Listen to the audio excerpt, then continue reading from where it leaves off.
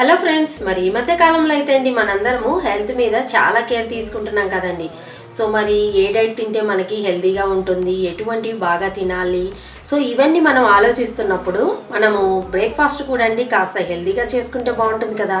So అందుకే అండి నేను నార్మల్గా తినే రైస్తో చేసే దోశలు కాకుండా మిల్లెట్స్ దోశలు అయితే ట్రై చేశానండి. చాలా రుచిగా ఉన్నాయి, చాలా సూపర్గా కూడా వస్తున్నాయి. ఒక్కసారి మీరు కూడా చూడండి. సో ముందుగా అయితే అండి నేను జొన్నలు రాగులు చక్కగా శుభ్రం చేసుకొని నానబెట్టేసుకున్నానండి. వాటిలోనే మినపప్పు కూడా వేసుకున్నాను.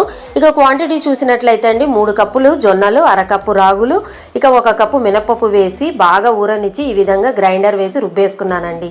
నైట్ అంతా బయట పెట్టేసి ఊరనిచ్చామంటే మార్నింగ్ కల్లా మనకి చాలా చక్కగా ఈ పిండి అనేది ఊరిపోతుందండి, పొంగుతుంది, స్పాంజీ లాగా అవుతుందండి. ఇక కొంచెము ఉప్పు, కాసింత వంట సోడా యాడ్ చేసామంటే ఇక పర్ఫెక్ట్గా మనకి బ్యాటర్ రెడీ అయిపోతుంది.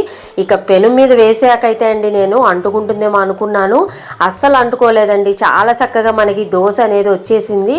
చాలా క్రిస్పీగా ఉంది, ఎర్రగా కూడా ఉందండి.